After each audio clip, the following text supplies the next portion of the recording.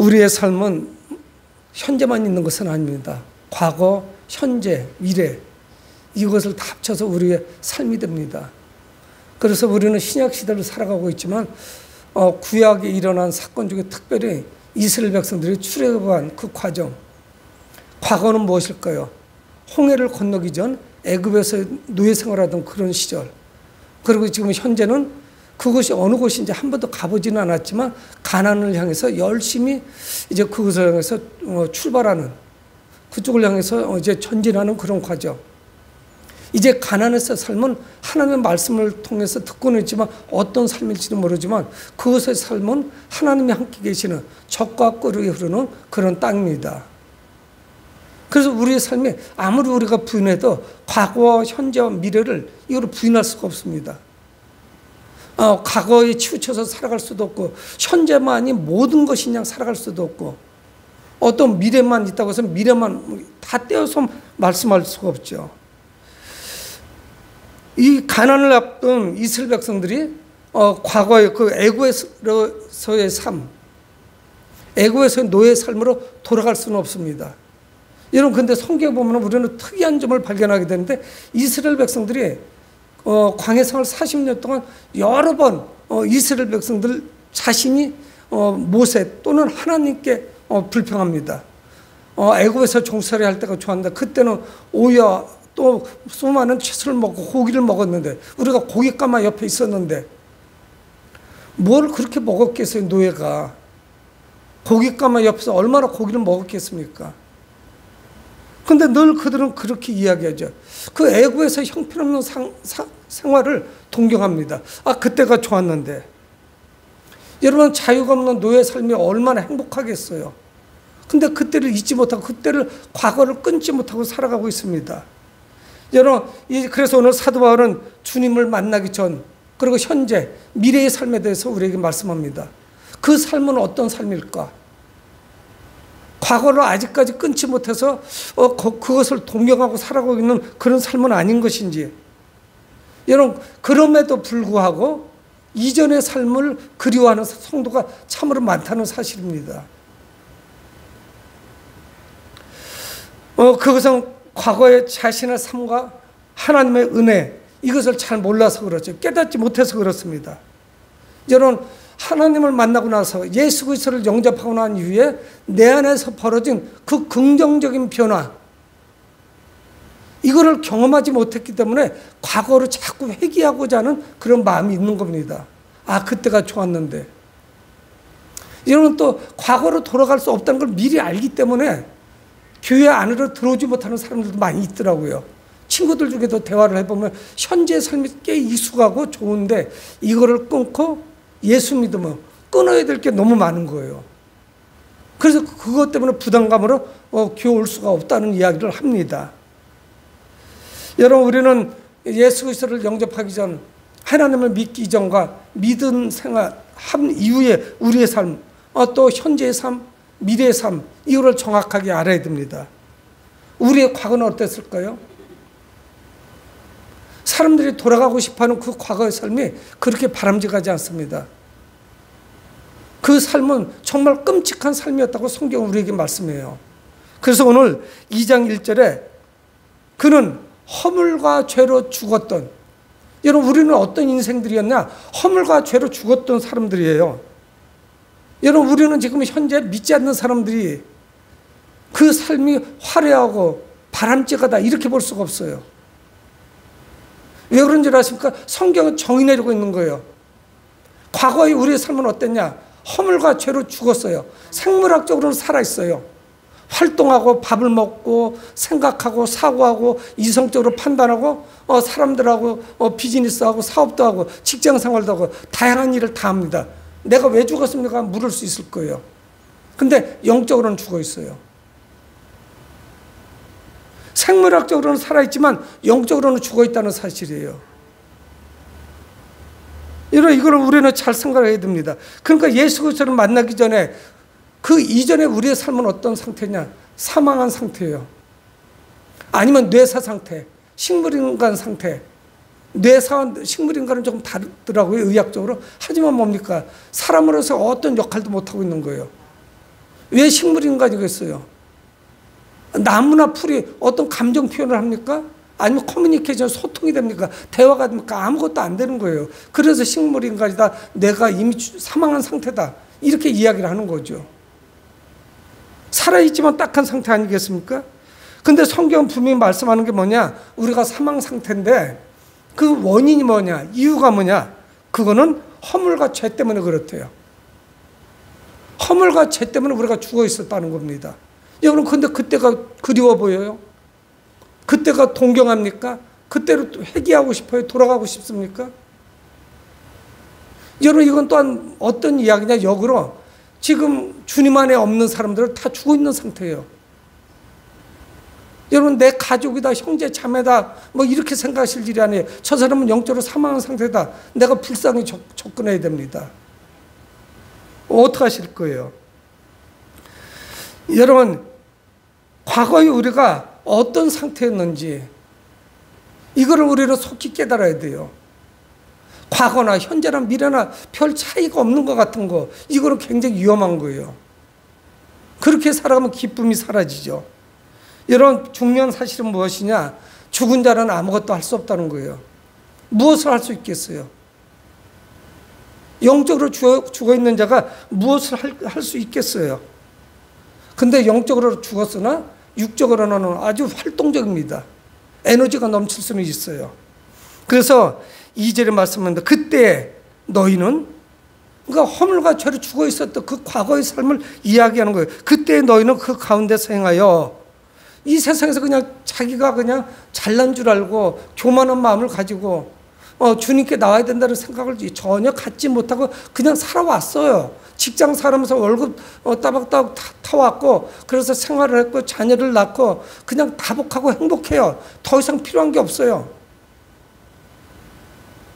그저 살아보니까 뭐 모든 것이 돈으로 다 직결되는 거예요. 돈만 있으면 편해요. 돈이 있으면 죽을 사람도 살아난다고 이야기들 합니다. 다 충족이 돼요. 돈이 없으니까 작은 차를 사던가 중고차를 사는데 돈이 있으니까 대형차도 사요. 수억 원짜리를 살 수도 있어요. 더 심한 경우에는 엄청난 재벌들은 자가용 비행기도 살 수가 있어요. 우리가 꿈꾸는 것들은 다 이 재물이라고 하는 이 만몬신이 다 해결해 주는 거예요. 열심히 일하고 싶어요. 그래서 돈을 많이 늘려놔야 돼요. 그러면 다 돼요. 근데 그게 영혼까지 살려주느냐고요. 그런 생각을 하고 지금도 성실히 살아가고 있는 겁니다. 여러분, 안 믿는 사람들이 인간적으로 나쁘다는 게 아니에요. 근데 문제는 뭐냐? 자기가 영적으로 지금 죽어 있고 계속 죽어가고 있다는 사실을 모르고 살아간다는 사실이죠. 위태롭잖아요. 우리는 어떠냐? 세상 풍조를 따르고, 세상 풍조를 따랐어요. 세상이 추구하는 바, 세상의 가치관 가운데서 살았습니다. 공중의 권세 잡은 자를 따랐어요. 세상 풍조를 따르고 공중의 권세 잡은 자, 이게 가장 위태한 거 아니에요? 이것이 무엇인지도 몰랐습니다. 그래서 공중의 권세 잡은 자, 사탄이 인도하는 대로 살아간 거예요. 그게 뭐 하는 짓인지도 몰랐던 거예요. 여러분, 하나님이 없는 삶, 이것이 가장 비참한 삶입니다. 여러분, 공중의 권세 잡은 자는 어떤가요? 한 명이라도 더 해서 더 추가시켜서 어디로 끌고 가고 있습니까? 지옥으로 끌고 가고 있죠. 무적행 속으로 끌고 가는 거예요. 불못으로 끌고 가고 있는 거예요. 그거를 모르면서 그냥 터벅터벅 그 뒤를 따라가고 있는 것이죠. 사랑하는 성도 여러분, 우리의 조상인 아담과 하와의 범죄 이후에 사람들은 하나님의 뜻을 저버립니다. 아담의 죄가 뭐예요? 하나님 앞에 불순종한 거예요. 하나님 말씀에 어긋나게 행동한 것입니다. 여러분, 사람들은 하나님이 없는 삶이 되고 난 다음에 하나님의 뜻대로 살아가질 않아요. 하나님이 내 안에 안 계신데 하나님의 뜻대로 어떻게 살아가겠어요? 내 생각대로, 내가 배운 대로, 학습한 대로, 경험대로, 그리고 다른 사람들이 살아가는 삶, 그 삶을 살아가는 거죠. 악한 것을 우리를 끌고 가고 있습니다. 그래서 사도 바울은 2절 하반절에 곧 지금 불순종의 아들들 가운데서 역사하는 영이라, 불순종의 아들들 가운데 역사는 영이래요. 하나님을 거스르고 하나님을 따르지 못하도록 하고 그런 가운데서 살아가고 있었던 거예요. 누가?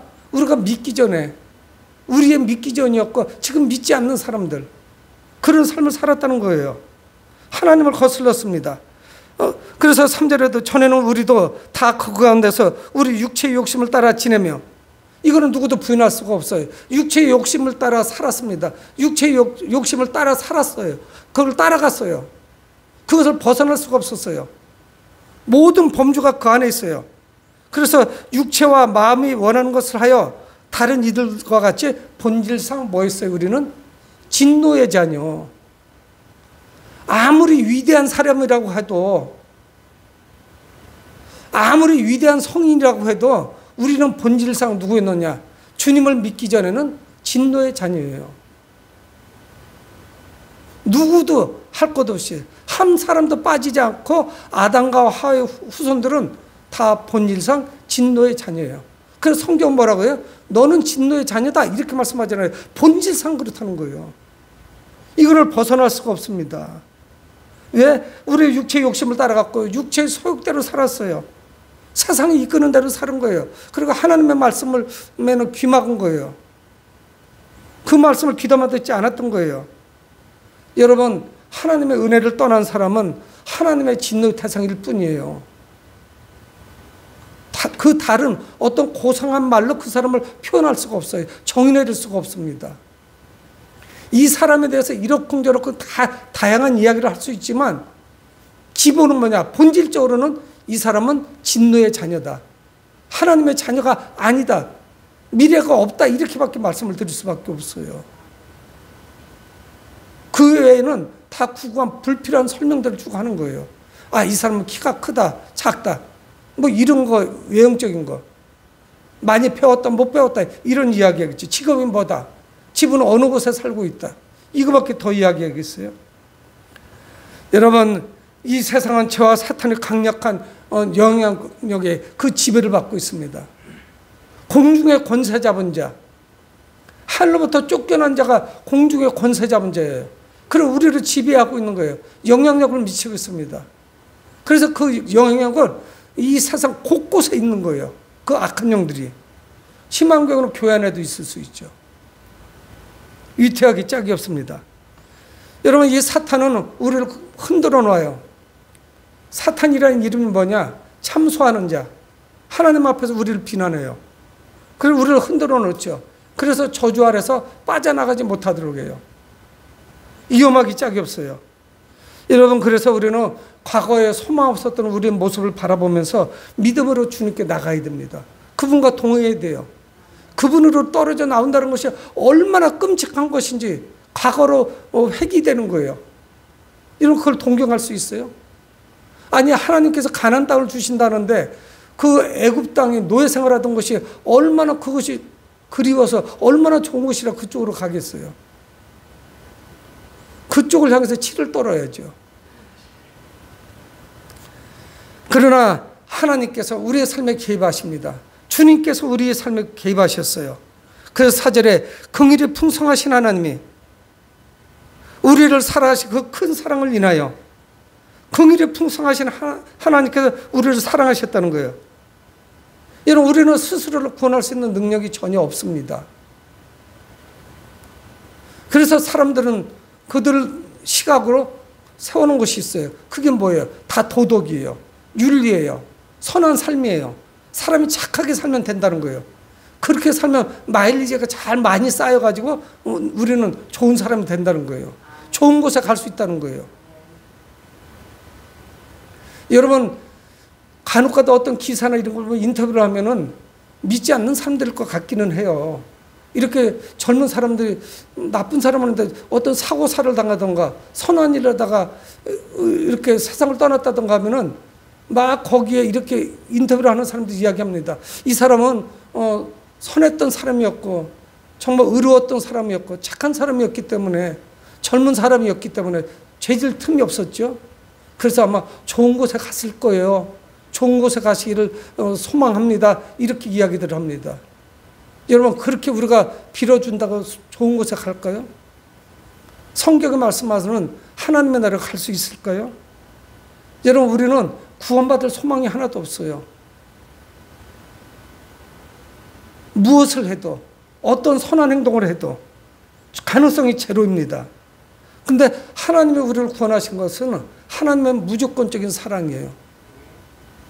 그래서 오늘 4절에 말씀하는 겁니다. 긍휼이 풍성하신 하나님이 우리를 사랑하신 그 큰 사랑을 위하여 5절에 허물로 죽은 우리를 그리스도와 함께 살리셨다. 성경이 이렇게 말씀하고 있습니다. 허물로 죽었던 우리를 그 하나님의 그 사랑이, 긍휼하심이 우리를 살리셨다는 거예요. 여러분, 근데 성경 뭐라고 말씀하시냐면요, 우리는 우리를 미래에 살리실 것이다, 또 우리를 구원하실 것이다 하면 믿음이 안 가요. 안 갈 수가 있어요. 그런데 성경 뭐라고 말씀하냐면 예수 그리스도와 함께 우리를 살리셨대요. 이미 살리셨다는 거예요. 여러분, 분명한 사실 아닙니까? 예수 그리스도를 하나님은 살리셨죠. 그래서 그리스도와 함께 우리를 살리셨던 내가 뭔데? 내가 하나님 마음에 얼마나 드는 사람인데 나를 살리셨냐고. 그것도 그리스도와 함께 살리셨다는 거예요. 그리스도를 우리에게 주셔서 그분과 함께 우리를 살리신 것이죠. 그분이 십자가에서 죽으신 거예요. 여러분, 우리를 살려주셨다는 것은 뭐냐? 우리를 구원하셨다는 의미예요. 구원하셨던 다른 의미를 말씀하고 있는 거예요. 하나님의 그 사랑이, 여러분, 하나님은 우리의 구원을 위해서 우리에게 선이나 어떤 행동을 별도로 요구하지 않으십니다. 당신은 이렇게 살아, 너는 이렇게 살아, 그렇게 말씀하시지 않아요. 그것이 우리를 구원한 것이 아니었어요. 여러분, 그러니까 우리의 행위 때문에 우리가 구원받는 것이 아닙니다. 그러면 아마 등수를 매게 될 거예요. 1, 2, 3등. 그래서 그 순위 안에 들어야 되지 않겠습니까? 그래서 5절에 허물로 죽은 우리를 그리스도와 함께 살리셨고 너희는 은혜로 구원을 받은 것이라. 그래서 오늘 성경에 괄호로 되어 있지만 어떤 문서에는 여기 없는 본문도 있고 있는 본문도 있고 그래요. 그래서 괄호로 되어 있습니다. 예수 그리스도와 함께 우리를 살리셨는데 뭐냐? 부연 설명을 해주고 있습니다. 너희는 은혜로 구원을 받은 것이라. 하나님의 은혜로 구원을 받은 것이래요. 여기에 우리는 뭔가를 보태고 빼고 한 것이 아무것도 없어요. 그저 하나님의 은혜였어요. 감당할 수 없는 그런 은혜였습니다. 그리고 6절에 또 함께 일으키사 그리스도 예수 안에서 함께 하늘에 앉히시니. 근데 오늘 성경 5절 6절에 중요한 동서가 3개가 있습니다. 하나는 뭐냐면 5절 중반절에 하나님은 우리를 살리셨고 6절에 일으키셨고 살리셨어요. 그래서 일으키셨어요. 부활하도록 하셨어요. 그리고 어떻게 됩니까? 6절 하반절에 그리스도 예수 안에서 함께 하늘에 앉히시니. 우리를 살리시고 부활하게 하셔서 하나님께서 우리를 그 자리에 앉게 하셨다는 거예요. 엄청난 역사가 일어났어요. 그러니까 이게 뭡니까? 아들이신 예수 그리스도 하나님의 아들과 동일한 축복을 더해 주신 거예요. 동일한 은혜를 내려주신 거예요.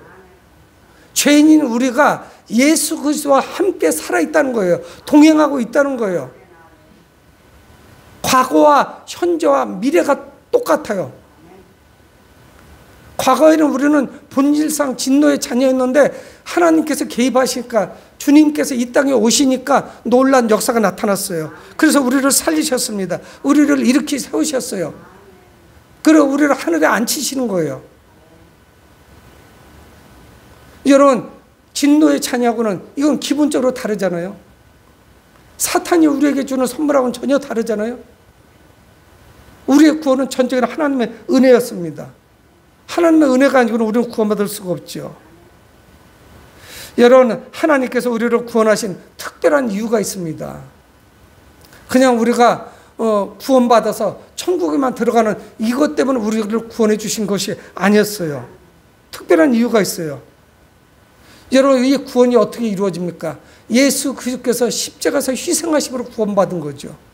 그분의 죽으심으로, 예수 그리스도의 피로 우리는 구원받은 거예요. 그거를 부인할 수가 없어요. 그래서 우리 모든 죄가 탕감받았어요. 속죄를 받았어요.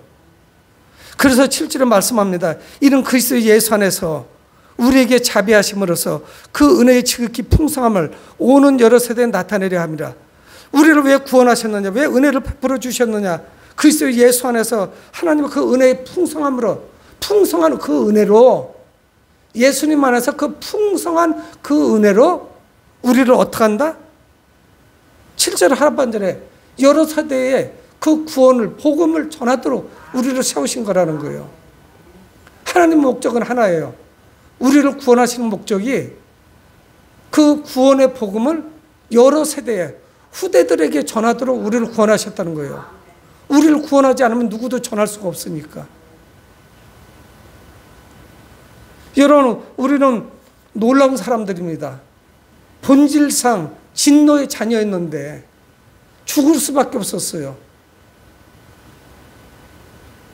우리는 감당할 수 없는 놀라운 축복을 받은 그런 사람들입니다. 그래서 우리를 구원하시고 그 풍성한 은혜로 여러 세대에 복음을 전하도록, 복음을 나타내도록 우리를 세우셨다는 거예요. 여러분, 구원받은 우리만이 복음을 전할 수 있습니다. 세상에 믿지 않는 사람들, 주님을 영접하지 않는 사람들, 그들에게 다가갈 수가 있어요. 여러분, 하나님의 구원받은 자를 통해서 하시고자 하는 일이 무엇인지 우리는 깨달아야 돼요. 그저 주일날 그냥 시기추처럼 왔다 갔다, 이것도 소중한 것이죠. 습관적으로 나온다는 것이 굉장히 위험하기도 하고 중요하고 귀하기도 해요. 아무 생각 없이 하나님의 은혜를 생각하지 못하고 감사하지 못하고 그냥 습관적으로 이런 것은 위험해요. 예배자로 그냥 끝나는 것이 아닙니다. 복음을 들고 여러 세대에게 나타내야 돼요. 후세대에 나타내야 돼요. 힘을 다해서 미래 세대에 복음을 전하셔야 되는 것입니다. 사도 바울은 다시금 앞에서 하신 말씀을 반복합니다. 충분한 이유가 있겠죠. 왜? 사람은 살다 보면요, 목회자도 그래요. 목회자가 더 심할 수도 있을 거예요. 무엇인가가 하나님의 은혜로 놀란 축복을 더해주면은 우리는 감사가 사라져요. 그러고서 우쭐해져요. 여러분, 그런 것을 어디서 우리가 보느냐면 굉장히 위태로운 모습을 달란트에 비유해서 봅니다. 어느 주인이 타지로 나가면서 종들에게 달란트를 줘요. 달란트, 10달란트, 5달란트, 1달란트 줘요.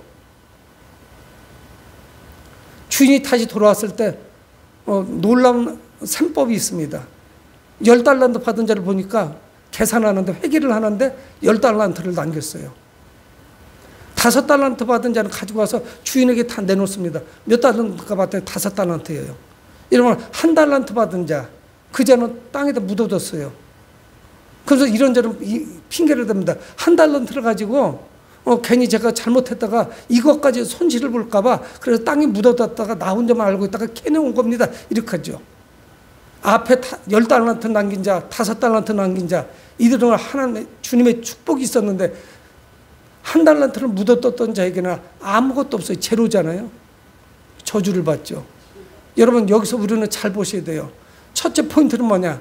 아무것도 안 하는 1달란트를 받은 자에 대한 그 게으름에 대한 책망이에요. 근데 중요한 사실은 뭐냐? 우리는 앞부분에 두 사람을 잘 봐야 돼요. 10달란트 받아가지고 10달란트, 10분의 10은 1이에요. 그렇잖아요? 10달란트 받아서 10달란트 남긴 건 당연해요. 5달란트 받은 사람은 5달란트밖에 남길 수가 없어요. 5달란트 받아가지고 10달란트 남길 도리가 없어요. 1달란트 받은 자도 1달란트 받았는데 10달란트 요구하는 거 아니었어요. 그 1달란트 남기는 게으름까지 때문에, 그것 때문에 책망을 받죠. 여러분, 근데 10달란트 받아서 10달란트를 남기면요, 교만해집니다. 내가 이렇게 탁월한 사람이야. 내가 얼마나 훌륭하고 위대하고 능력 있는 줄 알아? 다 그렇게 나와요. 목회자 위험해요. 성도들도 위험해요. 지도자들 위험해요. 사업하는 사람들도 위험해요. 하나님께서 내가 사업이 잘 되도록 하셔서 커진 거지요. 그래서 하나님의 환경도 만들어주시고 내게 열심도 주시고 모든 비즈니스 상황을 만들어주셔서 그게 된 거예요. 근데 그게 내가 한 거로 되는 순간 위험하죠. 여러분, 그래서 이걸 반복으로 말씀하시는 겁니다. 8절에 너희는 그 은혜에 의하여 믿음으로 말미암아 구원을 받았다. 근데 뭔가가 하나가 더 붙었어요. 너희는 그 은혜에 의하여 믿음으로 구원받은 거라는 거예요. 아까는 은혜로 구원받았다고 했거든요. 일방적이에요. 근데 믿음으로 받았다는 거예요. 그럼 이 두 가지가 다 있어야 되나요?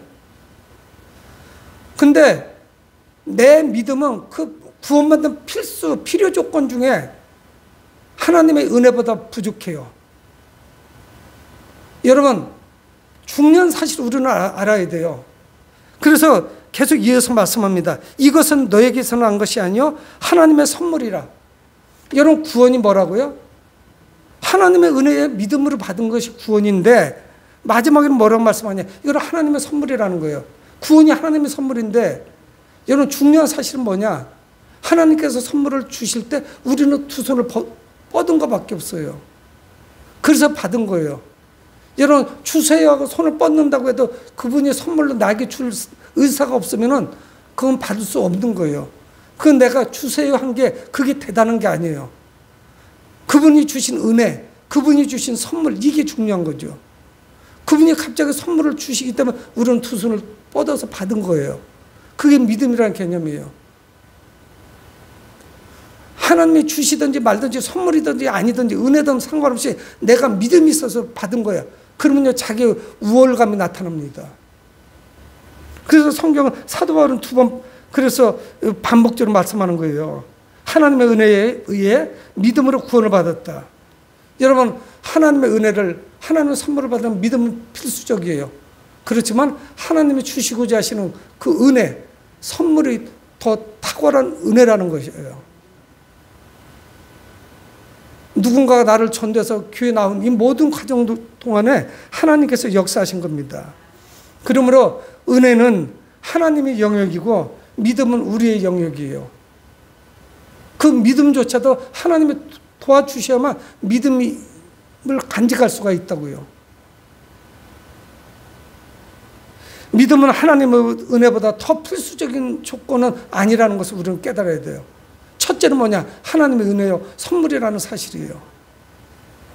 우리를 긍휼히 여기셨어요. 불쌍히 여기셨습니다. 구원은 하나님의 선물이라는 것을 우리는 늘 기억하셔야 돼요. 우리는 뭐 했다고 과거에? 본질상 진노의 자녀. 구원받을 만한 조건을 하나도 가지고 있지 않았어요. 여러분, 구원을 위해서 내가 노력한 것은 아무것도 없습니다. 그래서 구절에 말씀하는 거예요. 행위에서 난 것이 아니니 이는 누구든지 자랑하지 못하게 하렵니다. 구원을 위해서 우리는 자랑하지 못합니다. 왜? 행위로 난 것이 아니기 때문에. 행위로 받은 것이 아니에요. 여기에서 오늘 본문 8절 9절을 딱 보면은 불교하고 우리는 전적으로 다르다는 걸 알 수 있어요. 그들은 덕을 쌓아야 돼요. 그것이 뭐가 됐든지 간에 재물이 됐든 선행이 됐든 뭔가를 많이 해야 돼요. 근데 성경 뭐라고 말씀합니까? 아니에요. 행위에서 난 것이 아니니까 누구도 자랑하지 못하게 하랍니다. 선물을 주는 사람이 그 사람이 착하고 좋은 일 했기 때문에 준 거냐, 그냥 준 거예요. 여러분, 이거를 내가 자랑할 수 있겠어요? 나 이런 사람이야. 그럴 수 없다는 거예요. 여러분, 그렇지만 우리는 구원받았기 때문에 계속적으로 선을 행하는 거예요. 구원받은 사람으로서 행하는 선행이죠. 그래서 10절에 우리는 그가 만드신 바라 그리스도 예수 안에서 선하는 일을 위하여 지으심을 받은 자니, 이 선을 위해서 지으심을 받았다는 것은 선을 행해서 우리가 구원받았다는 의미가 아니에요. 우리가 구원받은 목적 중에 또 하나는 뭐냐? 선을 위해서 구원받은 사람의 그 열매로서 선한 행동이 당연히 있어야 되죠. 그거를 말씀하는 겁니다. 우리는 구원의 그 목적하신 바를 이루기 위해서 선한 행동을 하는 거예요. 우리가 그리스도를 영접하고 변화된 사람이라면 과거의 삶은 아니어야 되죠. 본질상 진노의 자녀의 삶을 살 수는 없는 거죠. 늘 겸손하게 다른 사람을 섬깁니다. 여러분, 이 선은 무엇입니까? 하나님의 영광을 드러내기 위한 것이에요. 우리 성품이 바뀌어져요.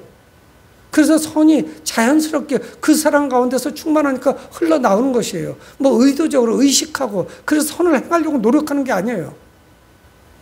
이미 우리가 거듭나고 나니까 선한 행실에 익숙해져 있는 거예요. 그리스도를 닮아 있는 거예요. 사랑하는 성도 여러분, 하나님께서 우리에게 주신 최고의 선물은 예수 그리스도십니다.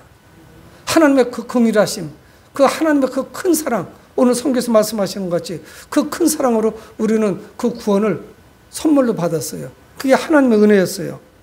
여러분, 우리는 과거를 기억하셔야 돼요. 본질상 우리는 진노의 자녀였습니다. 그런데 지금은 어때요? 구원받은 자로 거듭났습니다. 우리를 살리셨고 일으키셨고 하늘에 앉히셔요. 신분의 변화가 나타났어요. 여러분, 그러나 더 중요한 사실은 예수님께서 우리에게 생명 주실 때 우리는 아무것도 행한 것이 없다는 거예요. 우리는 아무것도 또한 할 수도 없었어요. 그래서 우리는 하나님의 은혜, 하나님의 사랑, 그분의 긍휼하심, 그분의 선물, 이거를 잘 기억하셔야 돼요. 하나님 부활의 그 위대한 선물을 우리는 찬양해야 됩니다. 우리를 구원하신 그분을 찬양하셔야 돼요. 경배드려야 돼요. 예배드려야 돼요. 주님의 사랑과 은혜가 우리의 선한 삶을 통해서 드러나도록 기도하시는 여러분들이 되실 주 이름으로 축복합니다. 고마우신 아버지 하나님, 주의 은혜를 감사합니다. 우리가 늘 주님